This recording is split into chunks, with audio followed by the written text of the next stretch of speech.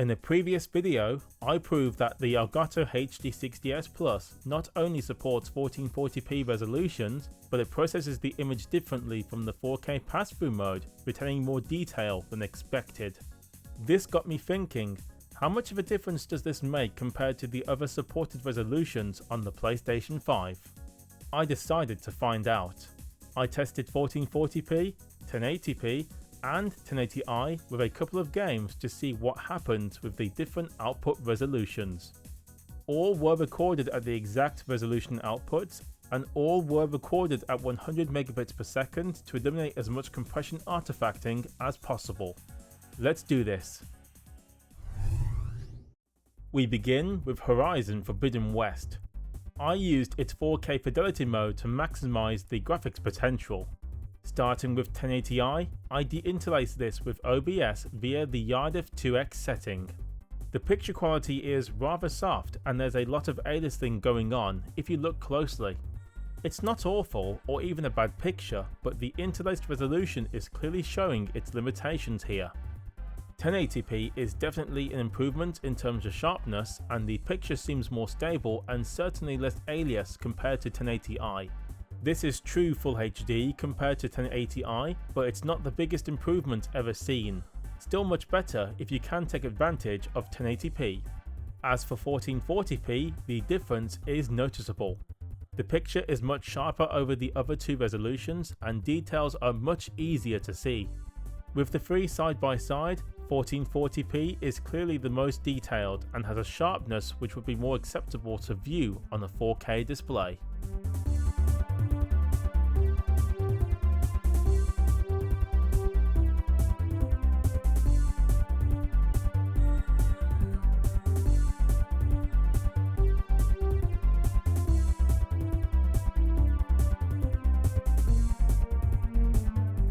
Next up, Spider-Man Remastered.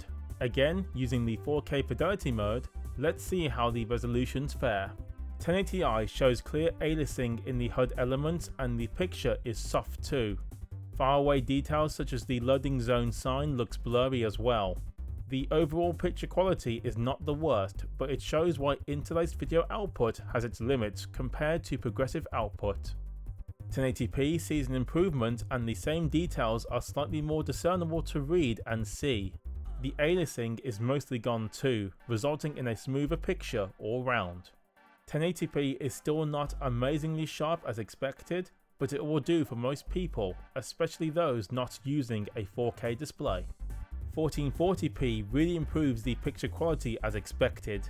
Details pop quite a bit more thanks to the added detail of the higher resolution, and the HUD elements look smoother too, reminding you of the higher resolution on show. If you cannot use 4K but can take advantage of 1440p, go for it. The difference might surprise you.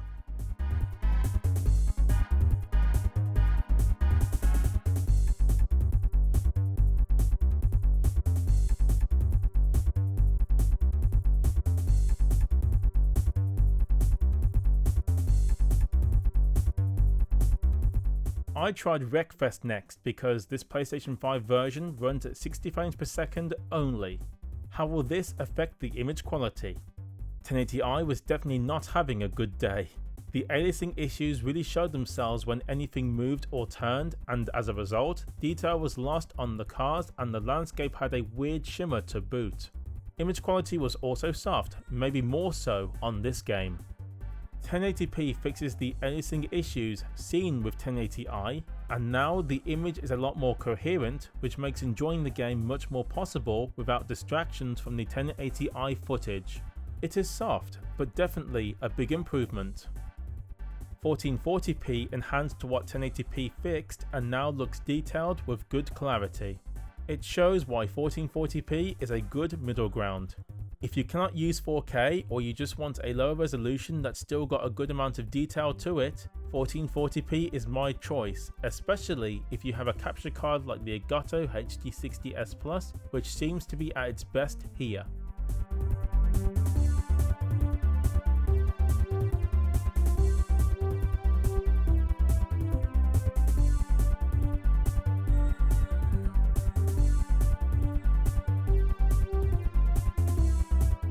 Resident Evil 2 Remake also runs at 60 frames per second only for the PlayStation 5 version, and as expected, 1080i suffers with increased aliasing to the picture and a blurrier output thanks to the interlaced resolution on display.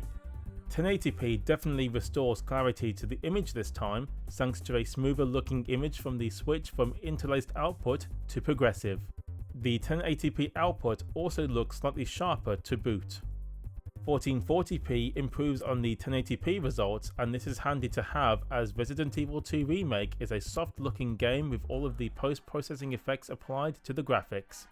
1440p increases the sharpness and clears up the image clarity just that little bit more. Here's a couple more games that I tested in 1080i, 1080p and 1440p on the PlayStation 5.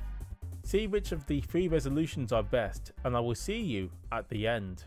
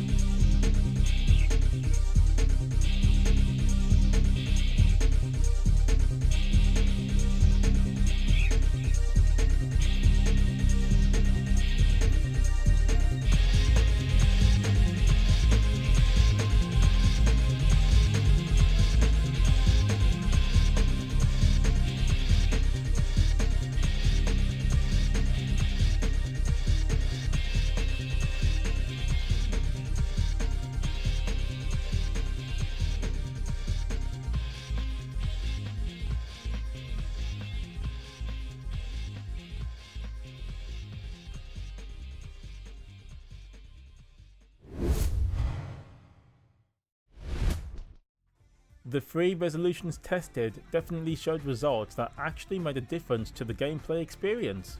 Well, it did for me anyhow. I believe that most of you will be happy with 1080p or above output resolutions from the PlayStation 5, and the rest will depend on what display you use and what frame rates you wish to play at. Since 60 frames per second is desired by most gamers as a minimum, performance mode will be the preferred mode, thus meaning a lot of the games will top out at 1440p or even 1080p resolutions. You now know which resolution output to choose when playing PlayStation 5 games up to 60 frames per second and the image quality you are likely to get when you pick one to use. You folks let me know, which resolution would you pick for the PlayStation 5 and why? Tell me in the comments, and I will see you soon.